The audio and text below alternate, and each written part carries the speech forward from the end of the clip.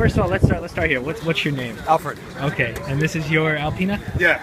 Okay, awesome. And you want to tell us why it's got that weird looking aqueduct in the roof and a hole in the valve cover? Well, first of all, this engine is the basis of a McLaren F1 engine. Okay. And this car this engine produces a lot of heat. And one of the things that Alpina had to do is they actually had to figure out how do they deal with this car with a lot of heat and with the paint peeling on the hood and stuff like that. So actually the first thing that they did is they put vents on the side. You can see these vents. Got it. This is a very unusual. Alpina is a very understated company.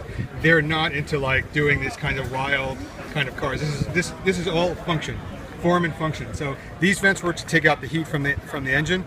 Didn't do the job. They actually had to then go to a carbon fiber based hood just so the heat wouldn't heat up the paint on the aluminum hood.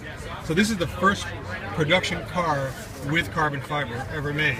And now we have an aqueduct in the middle, and that's also very unusual. Most people think that's going into an airbox, but here's an airbox here, and here's the airbox over there. So that air intake is actually going just to cool the fuel rails, because the fuel rails were boiling the fuel and it basically wasn't getting the power to the engine.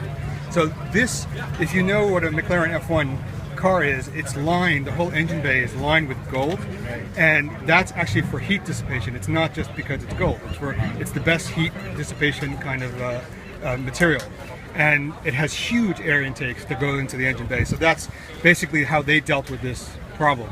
But they came up with a pretty good solution, I think. That's awesome. And it's bored out to 5.7? Yeah, it's 5.7. So there's only 57 of these cars made, and this is the only one in the country, and there's probably only about 50 that still exist. Wow. So this is the only one in the country. And the other unusual thing about this car is that it's painted Ferrari red. The actual color is Ferrari red.